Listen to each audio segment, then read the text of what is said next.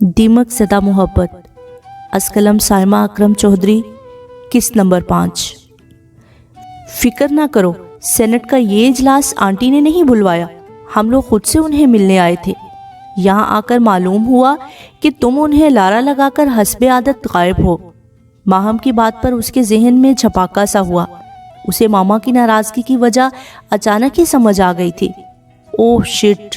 उसने दोनों हाथों से सर थामा। आज तो मामा के साथ मिसेस हमदानी के यहाँ लंच पर जाना था। सो सॉरी मामा, मसरूफियत में जहन से निकल गया। उसके शर्मिंदा अंदाज पर भी मामा की बरहमी कम नहीं हुई थी। तुम बहुत अजीबोगरीब लड़की हो आयशा। अपने जोगर्स के तस्मे खोलते हुए वो समन आपी की बात पर खिलखिला कर हंस पड़ी। पहले फैसला कर लें कि मैं अजीब ज्यादा हूँ या गरीब। आयशा के हल्के फुल्के अंदाज पर माहम ने अपनी सितवा नाक चढ़ाकर उसे देखा। मोहतरमा, आप समन आपी से क्यों पूछती हैं? हम बता देते हैं। माहम के लहजे में तंज की काट थी। आप पहले मदर टेरेसा के रूप में सिर्फ अजीब लगती थीं, लेकिन अब अपने हुलिये से दिन ब दिन गरीब लगती हैं। बंदा पूछे, इतनी गर्मी में जोगर्स पहनने की तुक क्या बनती है? माहम ने इस्तेज़ाइया अंदाज से उसे ऊपर से लेकर नीचे तक देखा। यार, मामा को बताकर गई थी कि आज यूनिवर्सिटी में थैलेसीमिया के मर्ज में मुब्तला बच्चों के लिए कैंप लगाया है, और यूनिवर्सिटी में पता है ना कितना चलना पड़ता है। उसका लहजा सादगी और नरमी का इम्तिजाज लिए हुए था। खैर से ये थैलेसीमिया के बच्चों की खिदमत का ख्याल मैम आयशा को कैसे आ गया? रोशनी डालना पसंद करेंगी? माहम के तंजिया अंदाज पर वो थोड़ा सा खजल हुई। ऐसे मशवरे लेने के लिए उसे बाहर जाने की क्या ज़रूरत है?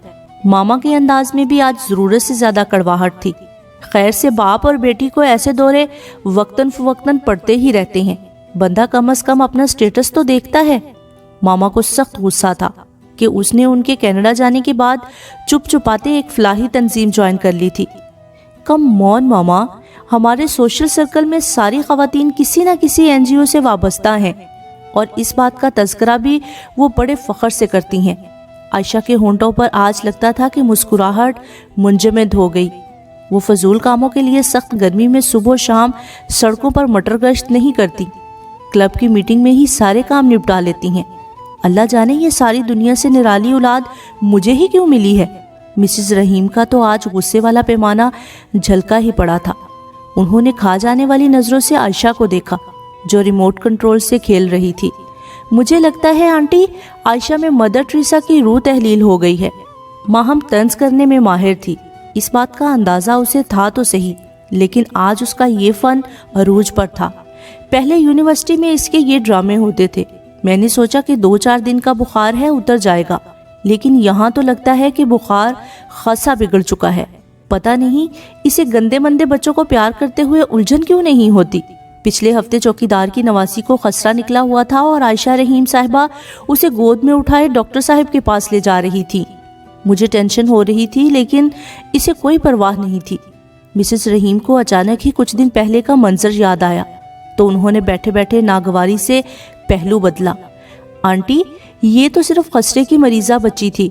ये मोहतरमा तो एक दिन मेरी गाड़ी के नीचे आने वाली एक गलीज सी बिल्ली को उठाकर जानवरों के अस्पताल ले गई थी।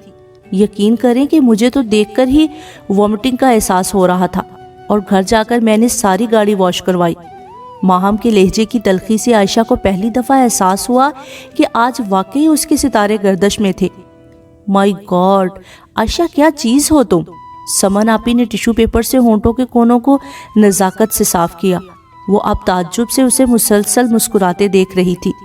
माय गॉड, ज़रा सा लंच भूल जाने पर आप लोग इस तरह से पुराने खाते खोलकर बैठ जाएंगे। मुझे इस चीज़ का अंदाज़ा होता तो ये गलती कभी ना करती। आयशा के लहजे में भी हल्की सी नागवारी दर आई थी। बुरी बात आयशा, ऐसी बातों का ख्याल रखते हैं। लड़कियों को इतनी लापरवाही सूट नहीं करती। समन आपी ने भी नसीहत का मौका हाथ से जाने नहीं दिया था। समन, क्यों भैंस के आगे बीन बजा रही हैं? मैं इससे सख्त मायूस हो चुकी हूँ। मामा ने एक सर्द और लाताल्लुक सी निगाह आयशा पर डालते हुए जहरखंद लहजे में कहा था। वो अब किचन में जाने के लिए खड़ी हुई। मामा, कौन सा ऐसा गुनाह कर दिया है आयशा ने, जो आप इस तरह अदालत सजाकर बैठ गई हैं? बिल्कुल खामोश बैठा मोहित एकदम ही चीखा। اس کے ماتھے کی رگیں ابھر سی گئی تھی۔ اس کے اس طرح اچانک چیخنے پر کمرے میں سناٹا سا چھا گیا۔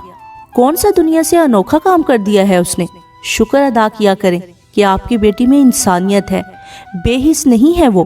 موہد نے قدرے خشونت سے سب کو دیکھتے ہوئے تلخی سے کہا۔ وہ اب ان سب کے بالکل سامنے ویل چیئر پر بیٹھا تھا، اس کی آنکھیں شعلے برسا رہی تھی۔ بیٹا میرا مطلب یہ نہیں تھا۔ ماما بوکھلا کر صوفے پر بیٹھ گئیں۔ مہمانوں کی موجودگی میں موہد کے مشتعل ہونے سے وہ سخت گھبرا گئیں۔ ان کے اعصاب تن سے گئے۔ میں بچہ نہیں ہوں، مجھے سب چیزوں کے مطلب سمجھ میں آتے ہیں۔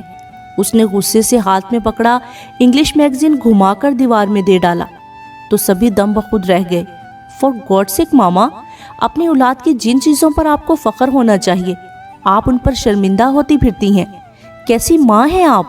وہ پتھریلے لہجے میں اور بیگانگی سے بھرپور آنکھوں سے ان چاروں کو دیکھ رہا تھا جو شدید اعصابی تناؤ کا شکار نظر آ رہی تھی۔ انہوں نے اس سے پہلے موہد کا یہ روپ کب دیکھا تھا بھلا؟ عائشہ کو اس کی زندگی جینے دیں، کیوں اسے مصنوعی چیزیں سکھاتی ہیں، اسے بے حس ہونے کے سبق دیتی ہیں؟ چہرے پر لیپا پوتی کرنے سے انسانی روح صاف شفاف نہیں ہو جاتی۔ چہرے کی رنگت کو سنوارنے کی بجائے اسے لوگوں کی زندگیوں کو سنوارنے دے۔ یہ خوبصورت جسم 4 دن کی چاندنی ہے۔ یہ کاغذی پھول جیسے چہرے کسی کو زیادہ دیر اچھے نہیں لگتے۔ موہد سبھی کے کانوں میں پگھلا سیسا انڈیل رہا تھا۔ اس دن وہ گیٹ مین کی بہن کی شادی پر گئی اور آپ نے ہنگامہ کھڑا کر دیا۔ وہ یتیم خانے کے بچوں کو پڑھانے کے لیے جانے لگی تو آپ کو ناگوار گزرا۔ سارا دن وہ کسی بیوٹی سیلون میں ہزاروں روپے برباد کر دے، یہ آپ کو قبول ہے؟ وہ پیسے کسی غریب کے کام آ جائیں، یہ بات آپ کو پسند نہیں؟ موہد کے اس غیر معمولی انداز نے عائشہ کو بھی مخمصے میں ڈال دیا۔ وہ نہ جانے کہاں کا غصہ کہاں نکال رہا تھا۔ بیٹا، یہ مالی چوکیدار اور ملازموں کی مدد کرنے سے میں نے کبھی نہیں روکا، لیکن اس طرح ان کے گھروں میں جا کر ان کے بچوں کو پڑھانا ہمارا سٹیٹس نہیں۔ ماما نے بوکھلا کر وضاحت دینے کی کوشش کی جو ان کے گلے ہی پڑ گئی۔ یہ سٹیٹس کی بات کم از کم میرے سامنے نہ کیا کریں۔ کیا ہے آپ کا سٹیٹس؟ ذرا آج بتا ہی دیں۔ اس نے ایک دم بھڑک کر انگلی کے اشارے سے پوچھا۔ یہ بدبودار بے حسی اور خود غرضی کی اینٹوں سے بنا آپ کا سٹیٹس، جس میں انسانیت نام کی کسی چیز کی کوئی گنجائش نہیں۔ یہ روپے پیسے کی چمک دمک سے بنا سٹیٹس جس کی ہر چیز سے مصنوعی پن ٹپکتا ہے، جہاں انسان کے وزن کا اندازہ اس کی مالی حیثیت سے لگایا جاتا ہے۔ تو آپ بھی آج ہی اپنی غلط فہمی دور کر لیں۔ اگر آپ کے گلے میں لیفٹیننٹ جنرل عبد الرحیم کی مسز ہونے کا ٹیگ نہ ہو تو کوئی آپ پر ایک نظر ڈالنا بھی پسند نہ کرے۔ وہ کسی ٹوٹتی چٹان کی طرح تڑخا تھا۔ ماما کو اس کی بات پر دھچکا سا لگا۔ اس سٹیٹس میں آپ کی اپنی ذاتی حیثیت کہاں ہے؟ کبھی سوچا ہے آپ نے؟ اس کی آنکھوں سے شرارے نکلے۔ کم آن بھائی، کیا ہو گیا ہے؟ دفع کریں ان باتوں کو۔ عائشہ بوکھلا کر کھڑی ہوئی۔ ماما ٹھیک کہہ رہی ہیں، میری غلطی تھی، مجھے بھول گیا تھا کہ لنچ پر جانا ہے، اس لیے ماما خفا ہو رہی تھی۔ عائشہ نے فوراً اٹھ کر اس کے کندھوں کو ہلکا سا دبا کر اسے ٹھنڈا کرنے کی کوشش کی تھی، جو کچھ کامیاب رہی تھی، اس لیے وہ اب بولا تو لہجے میں قدرے نرمی تھی۔ تمہیں تو ذرا سا لنچ بھولا ہے، جبکہ لوگوں کو تو دوسروں کی زندگیوں کے ساتھ کھیل کر سب کچھ بھول جاتے ہیں۔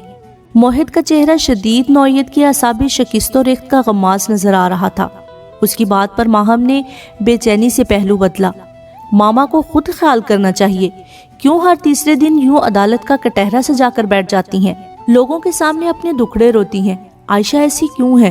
موہد ویسا کیوں ہے؟ خدا را معاف کر دے ہمیں، اس نے باقاعدہ ہاتھ جوڑ کر تلخی سے کہا تھا۔ اس کے متنفر انداز پر ماما کی آنکھیں ڈبڈبا گئی۔ کیا ہو گیا ہے موہد؟ کیوں اتنے ٹچی ہو رہے ہو؟ آنٹی تو شروع ہی سے تم لوگوں کی ایسے ہی کیئر کرتی ہیں۔ سمن آپی نے محتاط انداز سے کہتے ہوئے اس کی سرخ آنکھوں سے نظریں چرائی۔ سمن آپی کی بات پر ایک زہریلی سی مسکراہٹ اس کے چہرے پر ٹھہر گئی، لیکن وہ خاموش رہا۔ موہد پلیز، یہ آنٹی کو اذیت دینا بند کرو، وہ کوئی ایسی غلط باتیں بھی نہیں کر رہی ہیں، تم خواہ جذباتیت کا شکار ہو رہی ہو۔ ماہم نے ناگواریت سے اسے ٹوکا، جو اس کی بات پر دل جلانے والے انداز سے ہنس رہا تھا۔ تمہیں تو ماما کی ساری باتیں ہی ٹھیک لگیں گی، کیونکہ وہ کچھ باتوں میں بالکل تمہاری طرح سخت دل ہیں۔ موہد کی بات پر ماہم کا چہرہ سرخ ہوا۔ جہاں تک جذباتی ہونے کی بات ہے تو دنیا ہم جیسے جذباتی لوگوں کی وجہ سے ہی چل رہی ہے، جنہوں نے انسانیت کے جذبے کو بچا رکھا ہے، ورنہ بے حسی کی ردا اوڑھ لینا کون سا مشکل کام ہے، بس ایک لمحہ لگتا ہے۔ اپنی بات مکمل کر کے وہ جا چکا تھا، لیکن اس کی باتوں کی تلخی کا دھواں اے سی کی ٹھنڈک کے ساتھ پورے کمرے میں پھیل چکا تھا۔ ڈاکٹر خاور، آپ کو پتہ ہے زندگی سب سے زیادہ بری کب لگتی ہے؟ ڈاکٹر زویا نے ہسپتال کی لمبی شاہراہ پر پیدل چلتے ہوئے ایک دم رک کر کہا۔ دونوں اطراف سے درختوں میں گھری یہ سڑک بہت خوبصورت تاثر چھوڑتی تھی، اور آج تو موسم ویسے ہی غضب کا تھا۔ وہ دونوں فارغ تھے، اس لیے لمبی واک کرتے ہوئے رہائشی علاقے کی طرف نکل آئے تھے۔ نہیں زویا، مجھے ایسا کوئی تجربہ نہیں۔ وہ بھی چلتے چلتے رکے اور انہوں نے ایک درخت کی ٹہنی کو ہلکا سا شرارت سے ہلایا تو بہت سے سفید پھول ڈاکٹر زویا کے اوپر آن گرے۔ انہوں نے چونک کر اپنے سے کچھ فاصلے پر مردانہ وجاہت سے مالا مال شخص کو دیکھا، جن کو دیکھتے ہی اس کے دل کی دھڑکنیں بے ترتیب ہو جاتی تھی۔ ڈاکٹر خاور، زندگی سب سے زیادہ بری اس وقت لگتی ہے جب آپ کا کوئی بہت پیارا دوست آپ سے روٹھ جائے۔ ڈاکٹر زویا کی آنکھوں سے جھلکتے موز اور جذبے پر وہ بری طرح چونکے۔ انہوں نے مسکراتے ہوئے سامنے کھڑی دلکش سی لڑکی کو دیکھا، جو گلابی لون کے سوٹ میں بہار کا ہی کوئی خوبصورت رنگ لگ رہی تھی۔ آپ میری اس دن والی بات کے پس منظر کی وجہ سے کہہ رہی ہیں تو میں وضاحت کر دوں کہ میں آپ سے خفا نہیں تھا، بس ہلکا سا گلا تھا، انہوں نے صاف گوئی سے کہا۔ وہ دونوں پھر چلنے لگے۔ دیکھیں ڈاکٹر خاور، آپ کی اور میری دوستی کوئی آج کی نہیں ہے۔ وہ چلتے چلتے رکیں۔ ہم نے اپنی ساری میڈیکل لائف اکٹھے گزاری ہے۔ میری زندگی میں یہ پہلا موقع تھا جو آپ اس طرح مجھ سے ناراض ہوئے۔ یقین کریں میں پوری 2 راتیں سلیپنگ پلز لینے کے باوجود نہیں سو سکی۔ ڈاکٹر زویا کی آنکھوں میں ایک خاموش سا شکوہ تھا۔ آئی ایم سوری زویا، میرا مقصد آپ کو تکلیف دینا نہیں تھا۔ وہ دونوں بازو سینے پر باندھے اب اپنی سحر انگیز آنکھوں کو ان پر ٹکائے کھڑے تھے۔ ڈاکٹر زویا کے دماغ سے سارے لفظ بھگ کر کے اڑ گئے۔ آپ کو پتہ ہے نا، مجھے اپنے پروفیشن سے محبت نہیں عشق ہے، اور میں اس چیز پر کوئی سمجھوتا نہیں کرتا۔ مجھے لگا آپ مجھے غلط سمجھ رہی ہیں، بس اسی وجہ سے میں تھوڑا تلخ ہو گیا تھا۔ ڈاکٹر خاور نے سیاہ تارکول کی سڑک پر پھیلے سفید پھولوں کو دلچسپی سے دیکھتے ہوئے وضاحت دی۔ ڈاکٹر خاور، میں بھلا آپ کو غلط کیوں سمجھوں گی؟ وہ اپنی بڑی بڑی سنہری آنکھیں پھیلائے سخت حیرت سے اس دشمن جاں کو دیکھ رہی تھی۔ آپ کا اور میرا ساتھ کوئی آج کا نہیں، 7-8 سالوں پر محیط ہے، اور آپ اچھی طرح جانتے ہیں کہ میں نے آپ کی وجہ سے پاکستان آنے کا ارادہ کیا، اور اس بات کی وجہ سے ماما پاپا ابھی تک مجھ سے ناراض ہیں۔ ڈاکٹر زویا کے لہجے میں ہلکی سی افسردگی در آئی، حالانکہ ان کو معلوم ہے کہ ایسے بے وقوفانہ فیصلے آپ ہمیشہ سے کرتی آئی ہو۔ ڈاکٹر خاور کا شریر انداز اسے اچھا لگا تھا۔ ہاں، صرف آپ کے لیے۔ ڈاکٹر زویا کی گھنی پلکوں میں ایک ارتعاش سا برپا ہوا۔ اس کے چہرے پر اس سمے اتنے رنگ تھے کہ ڈاکٹر خاور نے بمشکل اپنی نظریں ان پر سے ہٹائیں۔ وہ اب ایک درخت کی کھو میں ڈوب کے گلہری کے بچے کو دلچسپی سے دیکھ رہے تھے۔ انہوں نے ڈاکٹر زویا کی اس بات پر کوئی تبصرہ نہیں کیا۔ آپ بہت ظالم انسان ہیں ڈاکٹر خاور۔ کیا آپ کی زندگی میں محبت نام کی کسی چیز کی کوئی گنجائش نہیں؟ ان کی خاموشی سے اکتا کر اس نے رنجیدگی سے کہا تو وہ متانت بھرے انداز سے مسکرا دیے۔ میں ظالم انسان نہیں ہوں زویا، تھوڑا سا مختلف ہوں۔ وہ اب گہری نظروں سے اپنے سامنے کھڑی جھنجھلائی سی لڑکی کو دیکھ رہے تھے، جس کے دل کے نہا خانوں میں چھپے جذبوں نے اس کے رخساروں میں گلابیاں بھر دی تھی۔ میری زندگی میں محبت نام کا کوئی پڑاؤ نہیں۔ میں محبت نہیں، عشق کے جذبے کی طاقت پر یقین رکھتا ہوں، اور عشق بھی جو کسی عرفہ مقصد سے ہو، جو انسان کی مردہ رگوں میں زندگی کا گرم لہو دوڑا دے۔ وہ گلے لالا کے پھولوں کی کیاری کے پاس رکے بڑی سنجیدگی سے کہہ رہے تھے، لیکن ان کا انداز ٹالنے والا تھا۔ ہاں، وہی عشق جو آپ کو صرف اور صرف اپنے پروفیشن سے ہے۔ زویا کے جل کر بولنے پر وہ بے ساختہ ہنس پڑے۔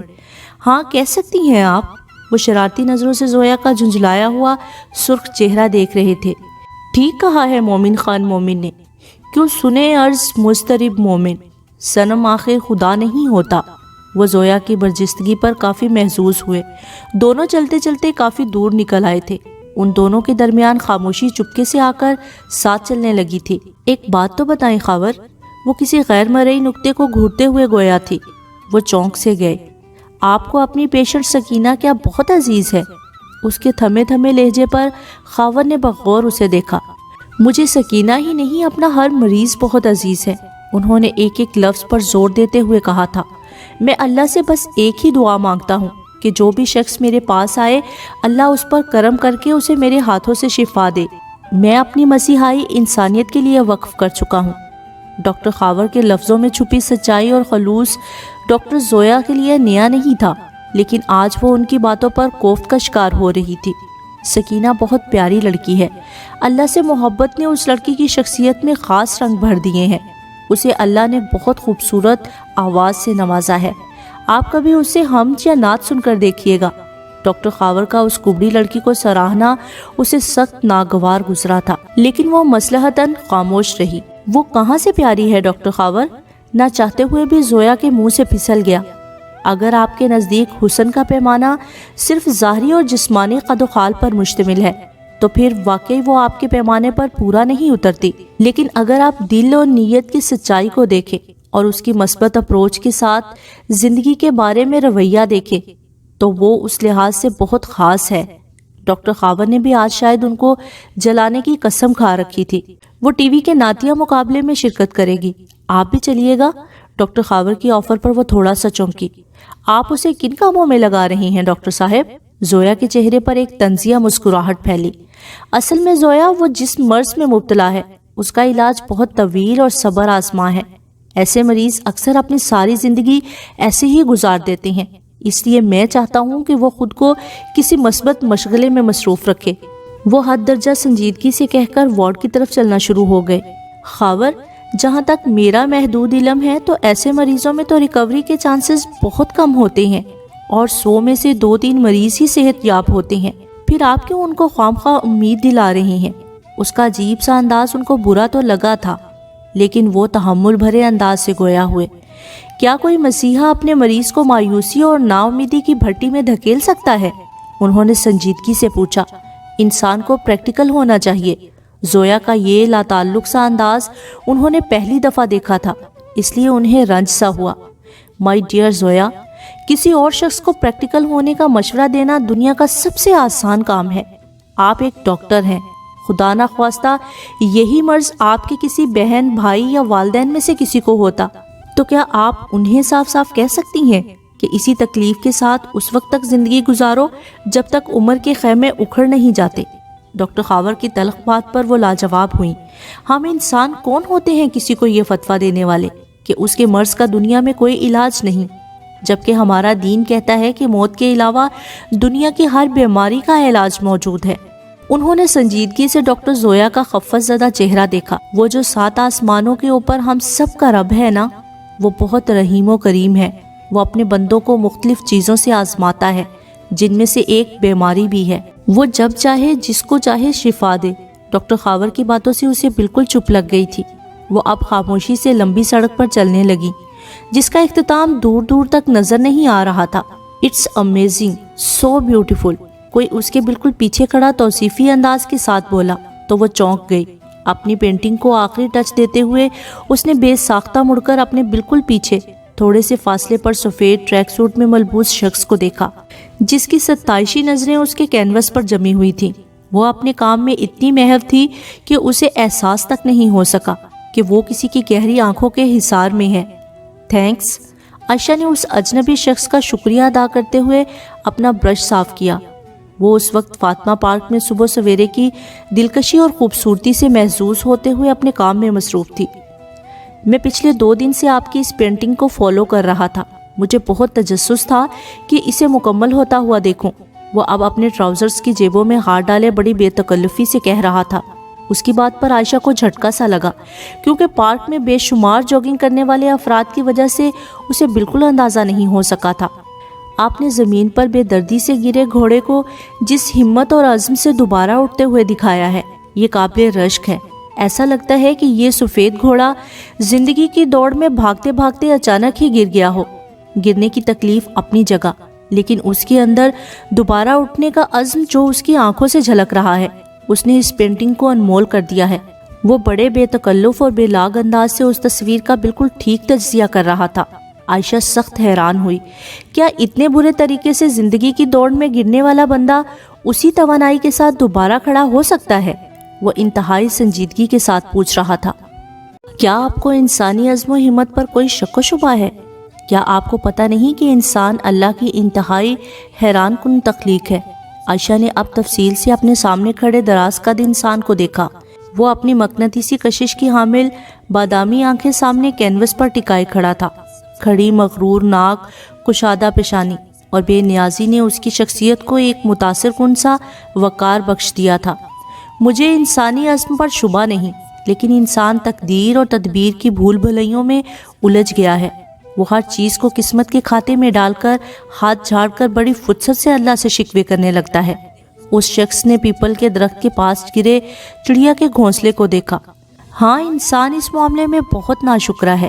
وہ چیز جو اس کے اختیار میں ہو وہ بعض دفعہ اپنی ازلی سستی اور کاہلی کی وجہ سے وہ بھی نہیں کرتا۔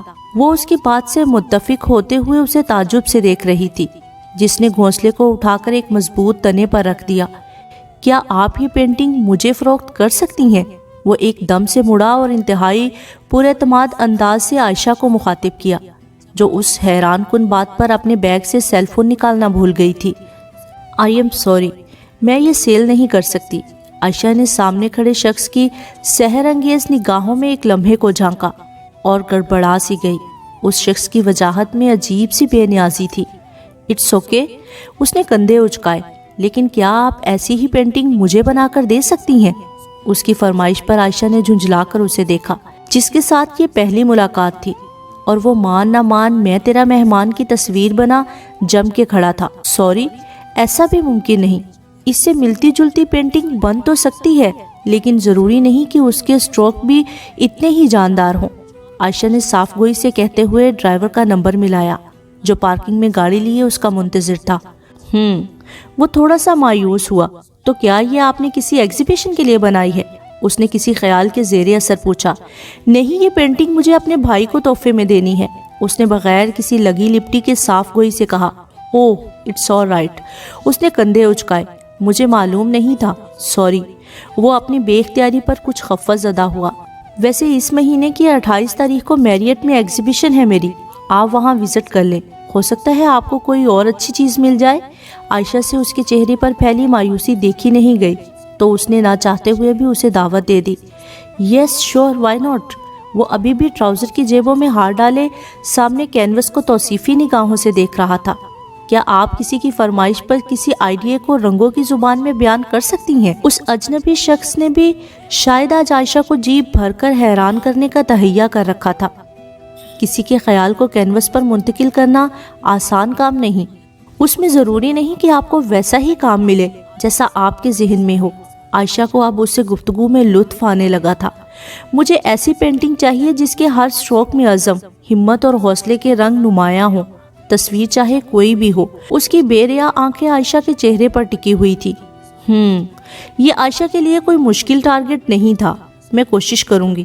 وہ فوراً ہی رضامند ہو گئی، اور پھر اگلے کئی گھنٹوں تک وہ یہ سوچ کر پریشان ہوتی رہی کہ آخر حامی بھرنے کی ضرورت ہی کیا تھی۔ جزاک اللہ، اس نے گردن کو ہلکا سا خم دے کر اس کا شکریہ ادا کیا، اور پھر اپنا نام پتہ بتائے بغیر ٹریک کی طرف دوڑنے لگا۔ یار، بہت عجیب شخص تھا وہ، مجھے تو حیران کر گیا۔ شام کو وہ ماہم کو سارے دن کی روداد سناتے سناتے یہ قصہ بھی سنا بیٹھی۔ پرسنالٹی کیسی تھی؟ ماہم نے اپنے مطلب کی بات سب سے پہلے پوچھی۔ اپولو کا مجسمہ۔ عائشہ کی زبان پھسلی تو ماہم کھلکھلا کر ہنس پڑی۔ تھینکس گاڈ، خوبصورت چیز کو سراہنے والی حس تم میں بھی موجود ہے۔ بائی گاڈ، میں نے اسے غور سے نہیں دیکھا، بس اس کو ذہن میں لاتے ہی جو پہلا نام ابھرا وہ تمہیں بتا دیا۔ اسے ماہم کی معنی خیز نظروں سے الجھن ہوئی۔ تبھی میں کہوں محترمہ بھاگ بھاگ کر پارکوں میں ہی اپنا کام کرنے کیوں جاتی ہیں، اور وہ بھی منہ اندھیرے؟ ماہم کو اس کا گھبرایا ہوا چہرہ لطف دے رہا تھا۔ کچھ خدا کا خوف کرو ماہم، تمہیں پتا تو ہے کہ مجھے بھیڑ بھاڑ سے کتنی الجھن ہوتی ہے، اور میرا تو ہمیشہ سے یہ معمول رہا ہے کہ میں اکثر صبح سویرے ہی کسی پارک میں اپنے کام کو نپٹاتی ہوں۔ عائشہ نے جھنجھلا کر اسے صفائی دی، جو شوقی سے آنکھیں گھما گھما کر اسے بغور دیکھ رہی تھی۔ مجھے تو معلوم ہے، صبح سویرے اتنے ہینڈسم لوگ بھی جاگنگ کے لیے آتے ہیں، جن کو دیکھ کر سارا دن فریش گزرتا ہے۔ وہ تھوڑا سا مزید شریر ہوئی۔ زیادہ ہی فریش ہونے کا شوق ہے تو بسم اللہ کرو، صبح تمہیں بھی پک کر لوں گی۔ عائشہ جل کر بولی۔ اسے علم تھا کہ صبح جلدی اٹھنے سے اس کی جان جاتی تھی۔ توبہ کرو یار، کون صبح سویرے اٹھے، میں ایسے ہی ٹھیک ہوں۔ ماہم نے فوراً کانوں کو ہاتھ لگائے۔ یہ عشق نہیں آسام مائی ڈیئر، آپ کے تنگ کرنے کی باری عائشہ کی تھی۔ ماہم اس کی بات پر کھلکھلا کر ہنس پڑی۔ اے اماں، یہ تیرا جاجی یہاں سے کب جائے گا؟ سکینہ نے ہاتھ میں پکڑا ڈائجسٹ میز پر پٹکتے ہوئے آج اماں سے صاف صاف بات کرنے کی ٹھان ہی لی۔ کیوں، تجھے کیا کہتا ہے وہ جو اتنی اوکھی ہو رہی ہے؟ اماں نے کچھ دنوں سے اس سے عجیب سی بے رخی اختیار کر لی تھی۔ اس کی یہ لا تعلقی سکینہ کو اور زیادہ بدگمان کر رہی تھی۔ ضروری نہیں ہوتا کہ ہر بات زبان سے ہی کہی جائے۔ پھر جب وہ ابے کے ساتھ واپس سکھر جا رہا تھا تو کیا ضرورت تھی اس کو یہاں روکنے کی؟ سکینہ کے اماں سے گلے بڑھتے ہی جا رہے تھے۔ تجھے ضرورت نہ ہو لیکن مجھے تو ضرورت تھی۔ پرائے دیس میں کسی مرد ذات کا ہونا بہت ضروری ہوتا ہے۔ اماں نے اپنا فریم اٹھاتے ہوئے دلیل دی۔ اس کی اس دلیل پر ایک استزائیہ سی مسکراہٹ سکینہ کے چہرے پر ٹھہر گئی۔ واہ اماں، مرد ذات کی کمی کا تجھے بڑی جلدی احساس ہو گیا ہے۔ پچھلے 7-8 سالوں میں تو تجھے کبھی یہ خیال نہیں آیا تھا۔ سکینہ نے تڑک کر بد لحاظی سے کہا۔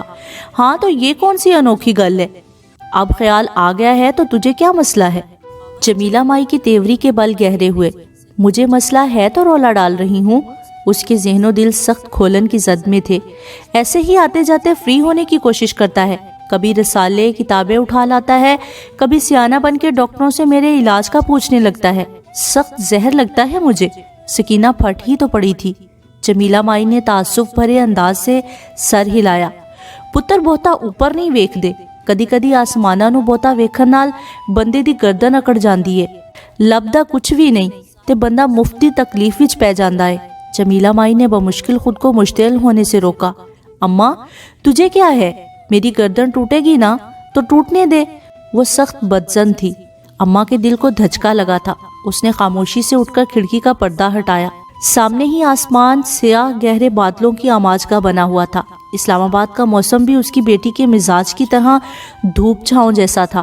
اماں آج اس سے واقعی خفا ہو گئی تھی، اس لیے اس نے اس کی بات پر کوئی تبصرہ نہیں کیا تھا۔ سکینہ نے بانو قدسیہ کی راجہ گدھ اٹھا لی تھی، اس کی نظریں کتاب کے صفحات پر، جبکہ ذہن میں مختلف سوچوں نے ادھم سا مچا رکھا تھا۔ باہر بادل ایک دم زور سے گرجے۔ سکینہ نے کتاب سے نظریں ہٹا کر باہر لان میں دیکھا۔ سامنے درخت کے نیچے رکھے بینچ پر بیٹھا اعجاز اپنے سیل فون پر اللہ جانے کس سے باتوں میں مگن تھا۔ وہ پچھلے 3 دن سے ان دونوں کا سایہ بنا ہوا تھا۔ ہر گھنٹے 2 گھنٹے بعد وہ کمرے میں جھانک کر جمیلہ مائی سے پوچھتا تھا کہ کسی چیز کی ضرورت تو نہیں۔ اس کی آمد پر سکینہ کے چہرے پر پھیلنے والی بیزاری جمیلہ مائی کو بہت دکھی کرتی تھی، لیکن اس کا مسئلہ تھا کہ وہ اپنی اکلوتی دھی کو کچھ کہہ نہیں پاتی تھی۔ اس کا بس نہیں چلتا تھا کہ وہ سکینہ کے دل کی سلیٹ سے ڈاکٹر خاور کا نام ایک لمحے میں مٹا دے۔ آسمان سے گرنے والی بوندیں بڑی قوت سے زمین کی گود میں گر رہی تھی، بوندوں کے تسلسل میں روانی تھی۔ نم ہوا سکینہ کے چہرے سے ٹکرا کر اسے طمانینت کا احساس بخش رہی تھی۔ موسم کی خوشگواریت نے اس کے مزاج پر اچھا اثر چھوڑا تھا۔ اس نے کنکھیوں سے سوئی میں دھاگا ڈالتی اماں کو دیکھا، جس کے چہرے کی نرمی میں ایک محسوس کی جانے والی سنجیدگی چھلک رہی تھی۔ اسے اماں سے کچھ دیر پہلے کی جانے والی بدتمیزی پر ندامت سی ہوئی۔ اماں کیا ناراض ہے مجھ سے؟ اس کے خفہ زدہ چہرے پر جمیلہ مائی نے سر اٹھایا۔ کمرے میں اندھیرا بڑھنے سے سوئی میں دھاگا ڈالنے میں دقت ہو رہی تھی۔ ناراض ہو کے مجھ نمانی نے کہاں جانا ہے؟ ہماری تو مجبوری ہے پتر، اکو ایک اولاد ہے۔ جب اللہ سے اتنی فرمائشیں کر کے لی ہے تو منتوں مرادوں والی اولاد کے نخرے بھی تو ہمیں ہی سہنے ہیں نا۔ جمیلہ مائی کا لہجہ افسردگی میں ڈوبا ہوا تھا۔ اماں تو میری باتوں پر ناراض نہ ہوا کر، میں ٹھہری پاگل، تو میری سیانی اماں ہے نا۔ اس نے اماں کو مسکا لگانے کی ایک کوشش کی۔ پتر اولاد بھی اللہ کی طرف سے ایک امتحان ہی ہوتی ہے۔ سارے سیانے پن کے سبق اس کی محبت میں دھرے کے دھرے رہ جاتے ہیں۔ تجھے صرف اس لیے سمجھاتی ہوں کیونکہ تیری اداسی میرا دل چیرتی ہے، اور میں سونے رب سے تیرے لیے پتہ نہیں کیا کیا مانگنے لگتی ہوں۔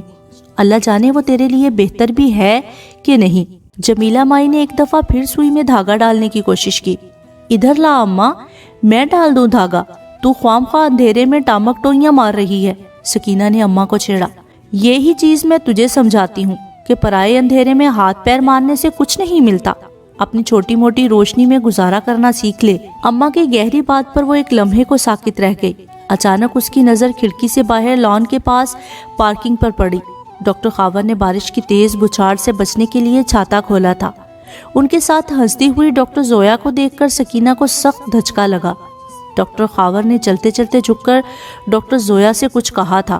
وہ کھلکھلا کر ہنس پڑی تھی۔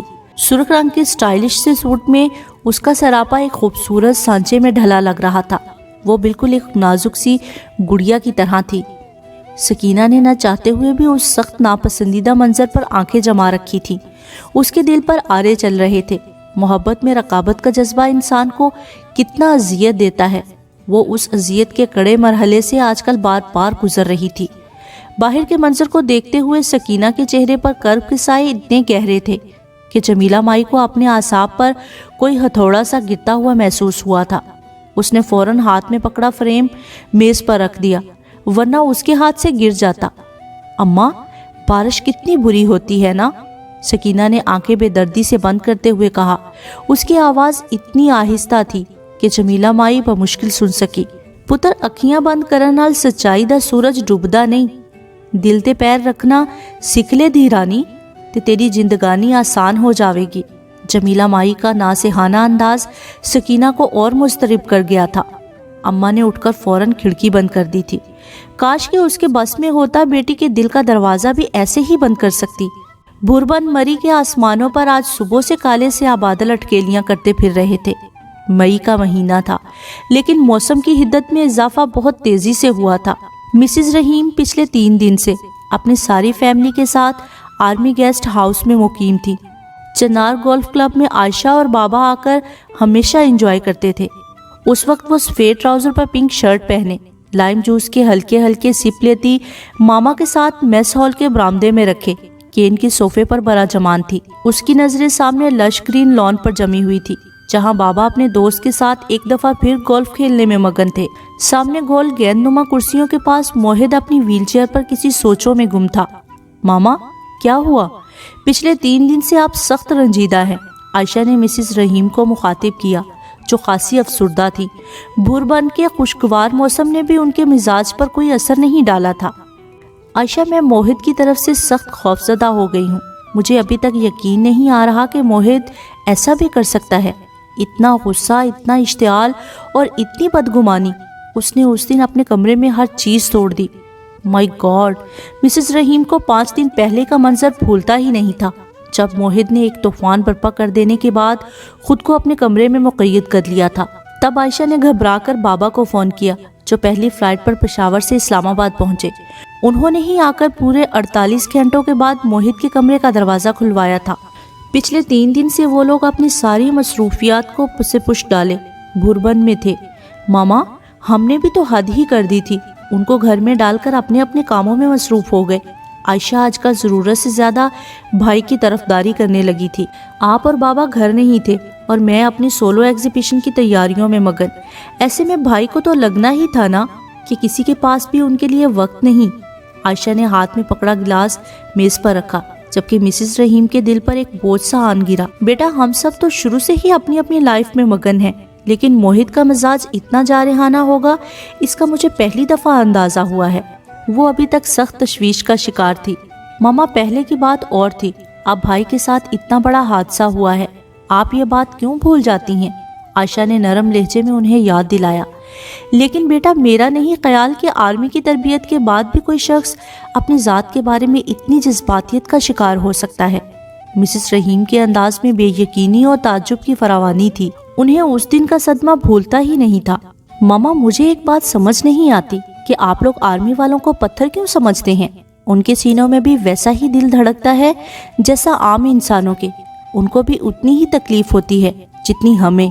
عائشہ کے لہجے میں ایک محسوس کی جانے والی برہمی بالکل فطری تھی۔ میرا یہ مطلب ہرگز نہیں تھا بیٹا، مسز رحیم نے گھبرا کر صفائی دی۔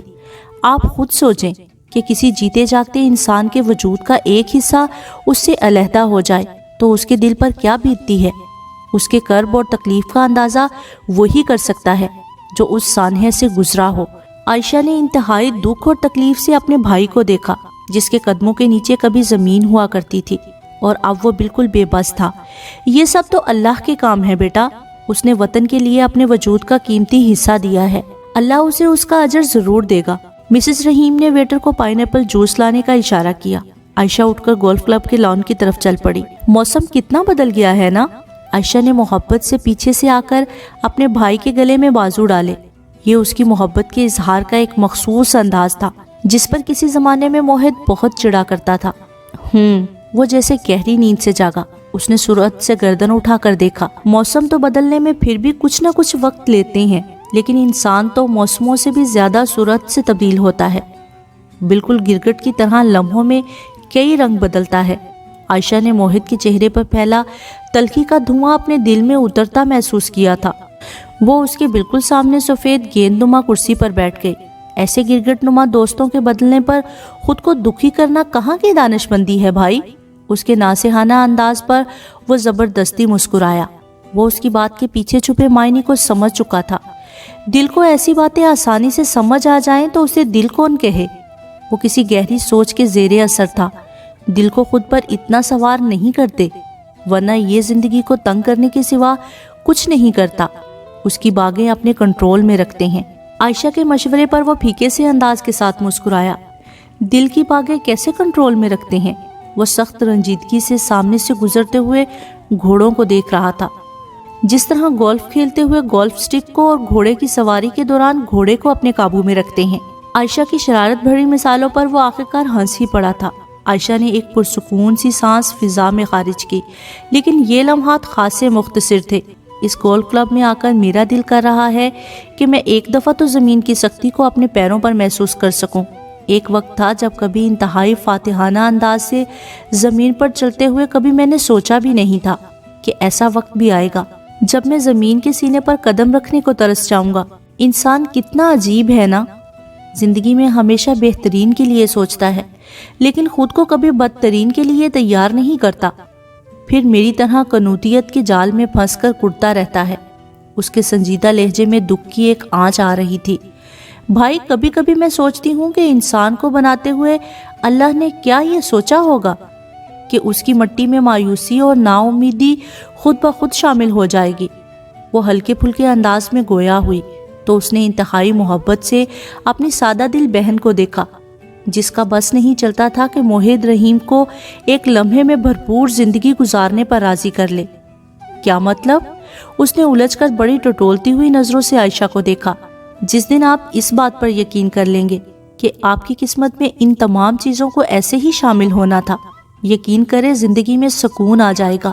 عائشہ کی نصیحت کا اس پر کوئی اثر نہیں ہوا تھا، کیونکہ ایک تمسخرانہ سی مسکراہٹ اس کے چہرے پر بے ساختہ چھلکی۔ کاش کبھی قسمت میرے ہاتھ لگ جائے تو میں اس سے پوچھوں، تمہیں زندگی سے بھرپور چہروں کے ساتھ کھیلتے ہوئے ذرا بھی رحم نہیں آتا؟ اس کے چہرے پر گہری رنجیدگی، افسردگی اور بے بسی کے سارے ہی رنگ تھے۔ قسمت کو کوسنے سے بہتر ہے کہ بندہ اپنے لیے نئے راستے تلاش کرے۔ ستاروں سے آگے کئی اور جہان ہمیشہ انسان کے منتظر رہتے ہیں، بس ہمت پکڑنے کی دیر ہوتی ہے۔ عائشہ آپ اٹھ کر اس کے بالکل قریب آ گئی تھی۔ اس نے محبت سے موہد کے بکھرے بالوں کو اپنی انگلیوں سے سنوارا۔